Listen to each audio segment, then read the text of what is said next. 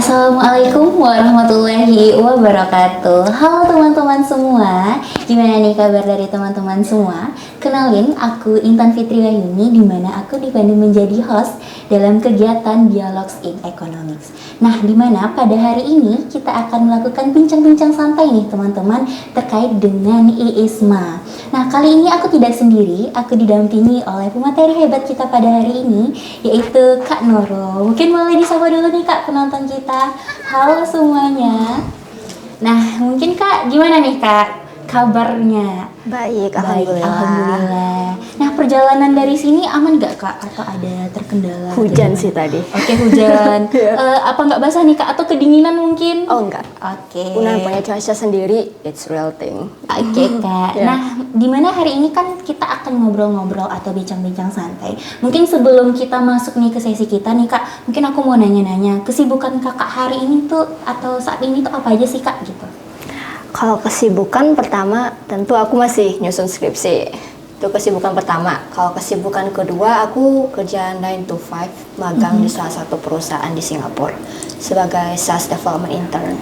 Seperti itu. Dan sambil nyari kerja, kesibukan lainnya aku kayak sibuk peselancar di LinkedIn gitu, cari opportunity lain. Ah gitu, keren banget gak sih teman-teman di samping, padahal kita tahu ya bahwa nyusun skripsi tuh bikin mumet gak sih Kak, tapi pemateri kita Kak Nurul ini masih mencari kesibukan-kesibukan lain yang gak kalah kerennya. Tapi mungkin nih Kak, teman-teman mungkin boleh gak sih Kak perkenalan sedikit aja nih Kak terkait dengan kakak, karena mungkin teman-teman baru tahu namanya aja nih Kak. Boleh. Halo semua, aku Nurul Ilmi Cendikia, aku BP 19 dari Ilmu Ekonomi Universitas Andalas. Jadi teman-teman yang nonton bisa panggil aku Nurul. Oke, mungkin boleh nih nanti teman-teman kalau misalnya ketemu nih Kak Nurul, mungkin Bu diunan, boleh boleh banget disapa, disapa. di say hey aja nih teman-teman semua. Nah, oke Kak. Boleh. Jadi kita hari ini kan membahas tentang IISMA nih Kak. Dan menurut pengetahuan aku nih ya, sebagai mahasiswa yang awam nih Kak tentang IISMA. Nah, sebenarnya kan IISMA itu merupakan sebuah kegiatan nih yang disponsori oleh Kemendikbudristek gitu kan Kak. Dimana itu nantinya kepada mahasiswa-mahasiswa terpilih nih Kak, yang terpilih untuk bisa lulus program ini itu mendapatkan pengalaman atau pertukaran belajar nih di luar negeri. Kira-kira emang itu nggak sih Kak? Atau ada spesifiknya sih sebenarnya tentang IISMA ini gitu Kak? ISMA itu awal buka waktu aku semester 5. Jadi singkatan nama panjangnya itu kan Indonesian International Student Mobility Award. Itu program yang memberikan kesempatan bagi mahasiswa di seluruh Indonesia, yang universitas khususnya, yang di bawah Kemendikbudristek untuk mendapat pengalaman kuliah di universitas kampus ternama di luar negeri selama 1 semester. Nah, di situ biasanya kalau udah masuk ke lingkungan luar negeri itu, ya di sana mahasiswa bisa mendapatkan experience yang lebih internasional gitu, bisa merasakan bagaimana rasanya belajar di luar negeri, punya teman-teman baru, pertukaran budaya, pertukaran ilmu segala macam, itu dikasih kesempatan oleh Kemendikbud melalui program ISMA ini. Dan itu fully funded, beasiswa full, semuanya dibayarin, mulai dari tiket pesawatnya, stipend money, apa sih bahasa Indonesia ya bagusnya, uang apa ya? Perjalanannya atau uang biaya hidup gitu ya, biaya ya? hidup. Terus semua biaya itu ditanggung sama ISMA itu sendiri. Gitu. Berarti emang IISMA tuh kurang lebih mungkin pengertiannya sama ya Kak, Iya. gitu. Mungkin lebih terperinci aja nih teman-teman. Nah, diharapkan mungkin teman-teman semua bagi yang belum tahu nih sebenarnya IISMA tuh apa, mungkin setelah dijelasin itu udah sedikit ngelihat oh jadi IISMA tuh gini ya gitu dalam segi pengertian ya Kak. Nah, mungkin sebelumnya gitu kan, karena kakak berasal dari mahasiswa ekonomi nih, jurusan ekonomi juga, itu sebenarnya kakak dapat info-info itu dari mana sih Kak terkait dengan IISMA ini? Apakah memang ada dari jurusan atau memang kita cari sendiri nih gitu? Karena kan mahasiswa ini identik dengan yang namanya dependen gitu Kak, kayak mandiri untuk cari informasi-informasi yang ada gitu. Kalau dari aku pribadi itu lebih ke independen mencari informasi. Karena dari awal waktu kampus Merdeka itu dibuka, itu aku kenal ada program magang ISMA sama studi independen waktu awal-awal dibuka. Dan itu waktu pertama kali dibuka aku lebih memiliki ketertarikan untuk daftar di magang sih waktu pertama dibuka gitu. Aku belum ada ketertarikan sama sekali untuk daftar ISMA. Dan setelah mengetahui ternyata program Kampus Merdeka ini bisa diikuti 2 kali, yang awalnya aku punya planning untuk daftar magang dua-duanya karena mau ngejar magang di perusahaan multinasional, waktu itu ternyata ya udah change plannya berubah, ya udah aku kayak udah siap aja nih, kayaknya aku pengen daftar ISMA deh. Dan itu benar-benar murni harus mencari informasi sendiri dari awal gitu. Jadi untuk teman-teman kalau memang mau mengikuti suatu hal, peluang apapun itu, ya kita memang hanya bisa mengandalkan diri kita sendiri. Nggak bisa bergantung semua informasi, dikasih informasi sama orang, itu nggak bisa sih seperti itu. Emang harus mulai dari diri kita sendiri. Nah, berarti boleh nih teman-teman dicatat ya, kalau misalnya ada keinginan gitu, berawal dari kemauan aja nih teman-teman, langsung aja cari tahu gitu. Kayak gimana ya, kayak lulus atau apapun itu hal yang nanti ya Kak, tapi kemauan kita untuk mencari informasi yang ada gitu, dan tekad kita lah tentunya untuk bisa membawa kita ke yang hasil yang kita inginkan. Benar. Nah, terus nih Kak, kan udah sedikit nih, ibaratnya itu opening lah ya untuk informasi awal untuk ISMA itu sendiri. Nah, mungkin inilah yang kita masuk ke ini Kak, dari pengalaman Kakak aja nih, karena memang Kak Nurul ini merupakan salah satu mahasiswa ekonomi nih yang lulus dalam program ISMA ya Kak di tahun 2022. Nah, dari awal Kakak mendengar, kan tadi Kakak udah tahu nih ada informasi bahwa adanya ISMA gitu kan Kak. Nah, gimana sih, apa sih yang membuat Kakak tertarik gitu mengikuti kegiatan ini, program ISMA ini? Kalau alasan kenapa aku tertarik sebenarnya ada 2 jawabannya, dari jawaban pribadi sama jawaban general. Kalau aku jawab dari jawaban general pertama nih. Secara general, kenapa mau ikut ISMA?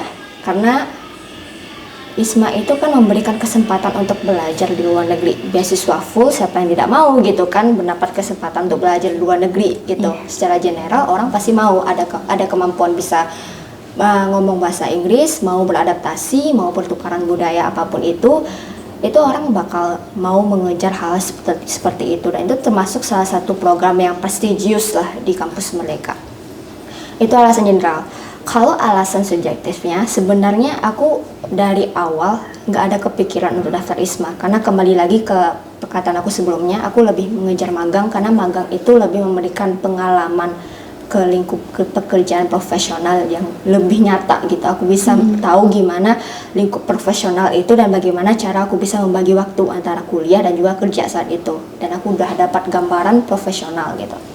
Dan juga karena secara subjektif aku takut kalau aku daftar ISMA, aku bakal dapat transisi yang cukup memberatkan bagi aku sih. Karena sebelumnya aku pernah sekolah 1 tahun di Amerika, dan pulang dari Amerikanya aku cukup dapat transisi yang berat bagi aku gitu. Jadi aku nggak mau mengulang lagi yang namanya transisi berat pulang dari luar negeri itu nyampe di Indonesia kayak kembali ke dunia nyata gitu. Dan itu aku benar-benar kaget, aku kayak shock gitu, karena udah kelamaan di luar negeri, udah enak di luar negeri, nyampe di Indonesia kayak aduh kembali lagi ke dunia nyata gitu. Aku nggak mau gitu ya.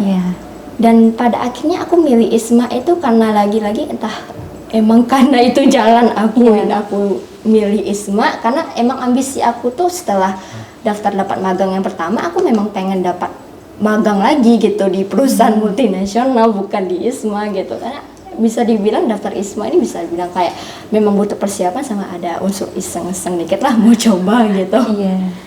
Gitu, alasan dari aku ada 2 tadi. Alasannya gitu. Jadi ada yang general nih teman-teman, ada juga yang emang dari pribadi atau personal dari pengalaman-pengalaman yang ada gitu. Nah, mungkin kan itu alasan Kakak nih untuk bisa mengikuti program ISMA. Lantas dari mengikuti program ini, ibaratnya tuh ekspektasi atau misalnya kayak first impression kita terhadap Kakak terkhususnya ISMA apa aja tuh? First impression aku pertama kali tentang ISMA ya? First impression aku sebenarnya udah nggak ada first impression lagi sih, karena aku pribadi ketika dinyatakan lulus, aku udah siap dengan segala hal yang bakal terjadi. Mulai dari culture shocknya gitu, kangen masakan Indonesia, kangen rumah, kangen cuaca di Indonesia, semuanya udah nggak ada lagi namanya first impression. Karena dulu sebelumnya aku juga udah pernah ke luar negeri, jadi ya first impression aku kayak, wah paling cuma belajar gitu, terus segala hal yang mungkin bisa membantu aku tumbuh lah, itu dengan cara aku sendiri. Waktu itu gambaran aku tentang negara yang mau aku tuju. Apalagi kemarin itu aku ngambil Eropa kan ya, bagian Hungari, negara yang sama sekali aku nggak pernah riset gitu di Hungari itu. Dan first impression aku kayak udah paling udah berangkat gitu. Gitu Lu ya, jangan Kak? ditiru ya. Oke, mungkin karena memang sudah ada pengalaman nih atau riwayat sebelumnya itu pernah belajar di luar negeri, jadi nggak terlalu kayak kaget-kaget banget gitu ya untuk bisa ngikutin program ini gitu Kak. Nah, selanjutnya nih Kak, kan Isma ini udah kita tahu ya bahwa banyak nih peminatnya gitu. Mungkin perbandingannya berapa ya kira-kira Kak? Kalau untuk saingan peminat, itu aku nggak bisa kasih gambaran secara fakta ataupun secara menyeluruh, karena itu kalau aku lihat ya, kalau aku kan dari Universitas Andalas, ada pula dari mahasiswa dari kampus-kampus ternama lainnya. Kalau kita dari kampus yang lulusan ISMA-nya nggak sampai 10 orang, itu pasti kita bakal mikir, ini persaingannya pasti ketat.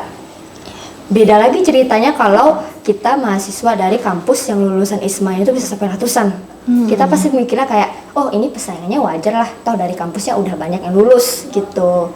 Jadi untuk menilai persaingan itu kembali lagi ke diri kita, bagaimana kita bisa bersaing secara sehat antara diri kita sendiri sama melawan orang-orang lain gitu. Jadi apapun yang mau teman-teman ikuti itu kembali lagi ke diri teman-teman gitu. Jangan sampai takut di awal karena persaingan ketat kita langsung urung niat untuk mendaftar apapun itu. Seperti itu. Jadi kembali melihat secara garis besar, garis besarnya bagaimana, apa rancangan yang bakal teman-teman dapatkan nantinya ketika mengikuti sesuatu. Gitu ya Kak. Nah tadi tuh kan ada juga Kakak bilang bahwasanya itu tergantung nih dari univnya itu sendiri gitu Kak. Nah berbicara di tahun Kakak sebelumnya, itu bagaimana sih dari peserta yang daftar ISMA dari Universitas Andalas terkhususnya Kak gitu? Menurut Kakak nih gitu. Kemarin kaget juga sih kayak daftar itu tuh sampai 60 lebih di Universitas Andalas. Yang lulus itu nggak sampai 10 gitu. Wow. Cukup sedih juga sih gitu. Aku sempat menganalisis kenapa penyebab nggak lulus. Sebenarnya aku udah temukan, entah itu dari alasannya mungkin skor bahasa Inggrisnya yang masih kurang atau apapun gitu, atau mungkin ada cerita-cerita kayak ada koneksi-koneksi gitu dari orang-orang yang aku dengar-dengar. Tapi itu kembali lagi gitu ke diri kita masing-masing gitu, apakah kita pantas bersaing gitu kan, karena ISMA banyak peminatnya juga, apapun programnya itu banyak peminatnya. Kalau aku bandingkan antara magang dengan ISMA, tentu magang lebih banyak. Iya. Kalau ISMA ini memiliki ketertarikannya sendiri gitu, ada orang-orang khusus tertentu yang mau masuk ke ISMA gitu. Kalau magang itu bisa secara keseluruhan, kita semua ini mau ikut magang gitu. Nah kalau ikut ISMA ini ada orang-orang tertentu, misalnya berani ngambil ISMA karena pede dengan bahasa Inggris gitu, ada riwayat pernah pergi ke luar negeri atau segala macam, seperti itu. Iya, berarti memang di ISMA tuh emang untuk ada nih kategori-kategori sendiri ya gitu. Ada pula gimana ya pesertanya gitu tersendiri gitu, berbeda dengan magang. Tapi kedua-dua program ini tentunya sangat menarik gitu Kak kan, tapi ada kelompok-kelompoknya gitu. Nah Kak, mungkin tadi udah di spill juga nih sedikit bahwasanya sebelum mendaftar ISMA atau tahu program itu Kakak kan emang mencari tahu nih terkait dengan apa saja sih tentang ISMA atau mungkin syarat-syaratnya apa saja gitu. Nah mungkin lebih Intan juga dan teman-teman lainnya juga ingin tahu nih sebenarnya apa saja sih persiapan atau rangkaian yang Kakak siapkan itu untuk bisa mulai dari persiapan berkas sampai nanti seleksinya gitu kan. Kalau ada yang mau hubungi aku langsung buat mentoring silakan. Oke, boleh nih, tapi mungkin boleh di spill dulu nggak sih? Boleh. Pertama tentu dana. Oh, iya, dana itu perlu banget. Apapun yang teman-teman ikuti itu perlu dana.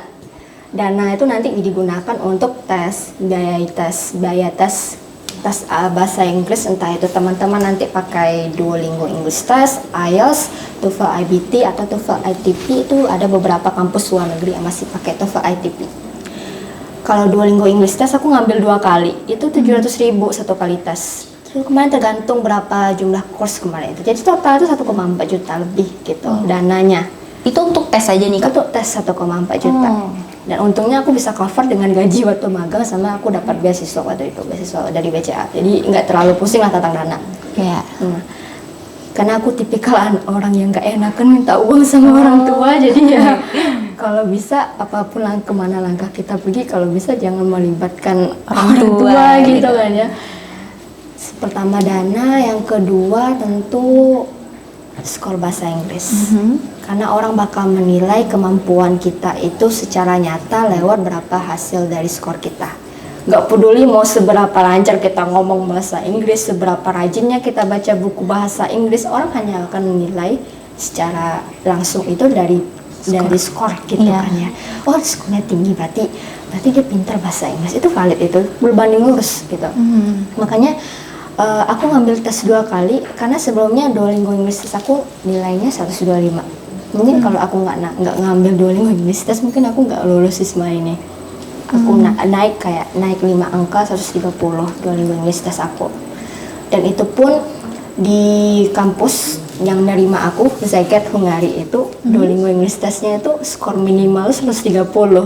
Oh, gitu. 130 lah. Terus di bawah 130 lah udah pasti aku nggak bakal lulus gitu ISMA di area Eropa waktu itu. Yang kedua tadi tes. Terus yang ketiga, coba aja sih dulu kata aku. Oke. Ya, karena mau bagaimanapun ketika udah ada dana, udah ada tes bahasa Inggris, tapi kalau nggak mencoba, sama aja nggak berani untuk mencari tahu hasil dari apa yang akan ada ke depannya gitu. Oke, baik Kak, terima kasih banyak nih penjelasannya. Mungkin kita lanjut nih ya Kak. Nah, setelah Kakak diumumkan lulus nih, di mana tadi Kak? Di universitas? Aku dapat di University of Zagreb di Hungari. Nah, lantas pastinya belajar di luar negeri sama di Indonesia itu kan beda nih Kak. Jadi bagaimana sih sebenarnya sistem pembelajaran di sana, terkhususnya di universitas yang Kakak lulus itu Kak? Kemarin itu waktu lulus dikasih kesempatan untuk milih 2 fakultas. Fakultas yang aku ambil itu Fakultas Business and Management sama Fakultas of Engineering. Faculty of Engineering, sorry. Bahasanya agak campur. Nah, ternyata aku dapat di Fakultas Teknik gitu. Itu sama sekali satu hal yang nggak pernah aku bayangkan. Aku jadi anak teknik selama 1 semester gitu kan ya. Yang aku berekspektasinya jadi anak bisnis gitu, ternyata dia anak teknik. Itu kan dipertanyakan banyak orang waktu itu. Kenapa bisa-bisanya anak ekonomi terjun ke jadi anak teknik gitu. Nah, ternyata untungnya di teknik itu ada beberapa mata kuliah yang masih ada kaitannya dengan ekonomi. Jadi aku ngambil 4 mata kuliah. Yang pertama itu logistik, yang kedua quality control, yang ketiga environmental economics, tapi itu lebih ke teknik lingkungan gitu sih. Karena aku dapat spill dari profesornya, karena kalau itu enggak ada hubungannya dengan ekonomi. Benar-benar murni tentang lingkungan gitu. Terus sama marketing. Nah, marketing oke lah, aku masih familiar gitu. Untuk yang 3 materi ini aku benar-benar kayak zonk, aku nggak tahu apapun sama sekali tentang apa itu quality control, apa itu logistik, apa itu alat kimia yang digunakan untuk hal-hal yang berbau lingkungan gitu. Tapi di satu sisi aku belajar banyak tentang hal-hal tersebut. Jadi aku nggak merasa kecewa karena mengambil hal-hal baru. Aku memang benar-benar belajar hal-hal tersebut. Contohnya kayak di mata kuliah Environmental Economics, aku belajar bagaimana sistem air bersih itu bisa dipakai di Eropa. Kayak orang Eropa bisa minum dari air keran dapur, itu aku tahu bagaimana cara water treatment, bagaimana alur pembersihan air itu bisa sampai bisa diminum gitu.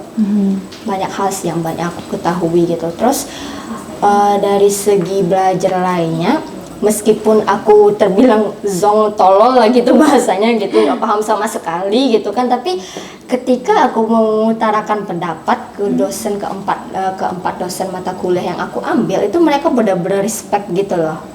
Gitu, mau sekonyol apapun pendapat itu mereka benar-benar respect. Jadi aku benar-benar merasa dihargai, aku jadi lebih bersemangat untuk menyampaikan pendapat meskipun aku tahu pendapat itu tuh kayak nggak masuk akal atau bisa aja salah gitu. Jadi semuanya itu emang kembali bagaimana lingkungan itu mendukung kita untuk bisa lebih berkembang lagi, berani untuk melakukan sesuatu. Terus belajarnya juga menurut aku banyak respect sih. Respect apapun itu, mau dari latar belakang mana, negara mana, itu setiap dosen mau menghargai bagaimana mahasiswanya berkembang. Dan lagi ini yang paling aku suka itu ketika langsung ke implementasi, bukan hanya sekedar teori, benar-benar implementasi. Contoh kayak logistik itu langsung dibawa sama profesor aku keliling pabrik, terus jalan-jalan ke tempat-tempat gitu, tempat-tempat yang berhubungan dengan logistik, sampai diajak ke kota lain di Hungari untuk mengetahui bagaimana persebaran logistik di jalur logistik di Hungari itu seperti apa gitu. Jadi menyenangkan sih.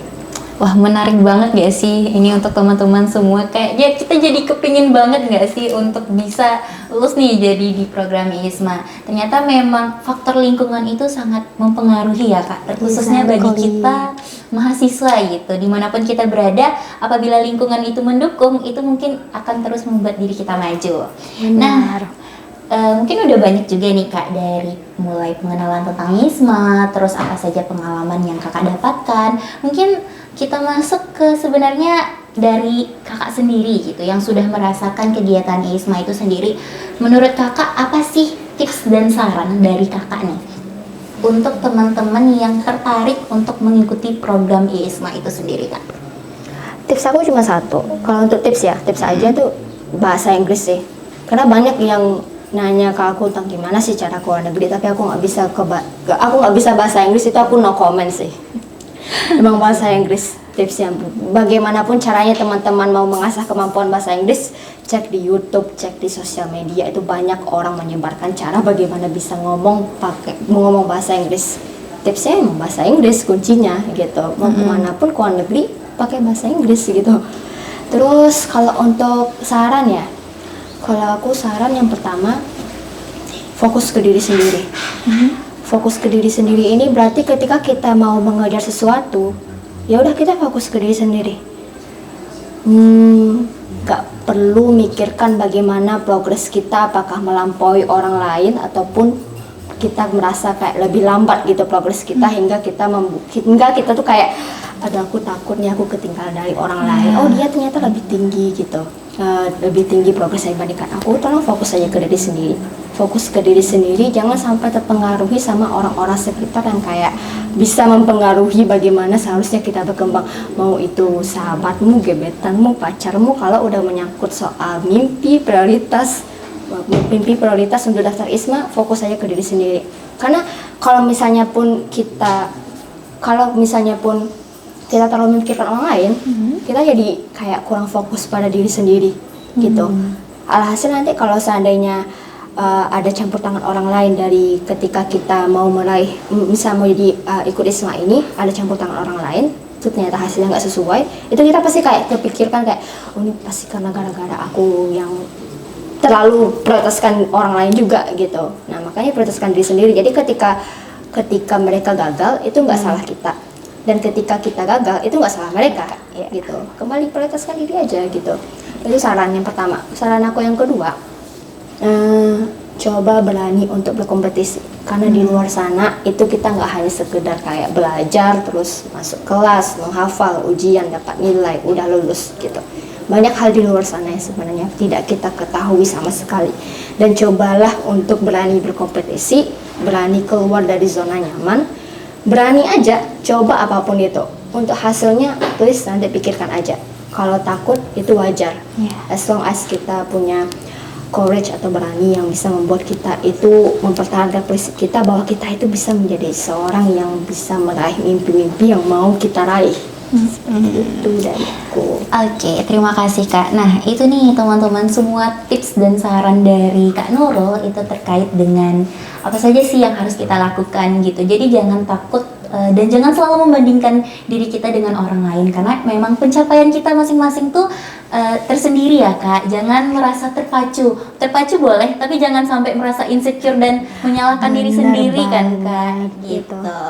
Oke teman-teman semua, tanpa terasa nih ya Kak, karena mungkin keasikan juga nih tentang materi kita Isma gini, itu rasanya waktu nih kayak berlalu cepat aja gitu, padahal masih banyak sebenarnya yang ingin ditanya-tanyakan lagi, diulik lagi gitu tentang Isma. Tapi mungkin boleh nih kan Kak, teman-teman kalau misalnya di luar atau di Unan ketemu Kak Nurul, itu boleh nggak sih Kak sharing-sharing pengalamannya gitu? Boleh, feel free. Oke, feel free tuh guys kata teman-temannya. Nah, mungkin teman-teman semua dan juga kakak aku mengucapkan terima kasih banyak atas kesempatannya dan waktunya udah mau berbagi pengalaman dan informasi juga kepada teman-teman kita. Nah, dan aku mengucapkan kepada teman-teman semua yang tertarik dengan program ISMA ini, jangan takut untuk mencobanya gitu. Yang penting coba aja dulu dan lakukan sesuai dengan kemampuan kita. Apapun hasilnya, itu nanti biar di atas aja yang ngatur ya teman-teman. Mungkin kita tutup nih Kak acara Dialog in Economics kita pada hari ini.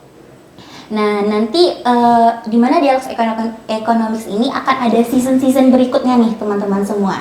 Jadi tentunya dengan materi-materi yang menarik. Jadi nanti ada, kan hari ini Isma nih Kak. Nah, jadi nanti kedepannya per episode akan ada materi-materi menarik. Jadi untuk teman-teman jangan lupa stay tune ya untuk terus mendengarkan podcast dari DIE. Oke, mungkin teman-teman kita akhiri sampai di sini, kita tutup. Mungkin boleh Kak closing statement juga dari kakak? Kalau dari aku closing statement, apa ya closing statement? Dari aku nggak ada closing statement sih. Nggak ada ya gitu. Oke, mungkin udah merangkup juga dari yang tadi ya teman-teman. Oke, mungkin aku Intan Fitri Wahyuni selaku moderator dan host pada hari ini dan Kak Nurul sebagai pemateri pada hari ini kami pamit undur diri. Wabillahi taufiq wal hidayah. Wassalamualaikum warahmatullahi wabarakatuh. Dadah.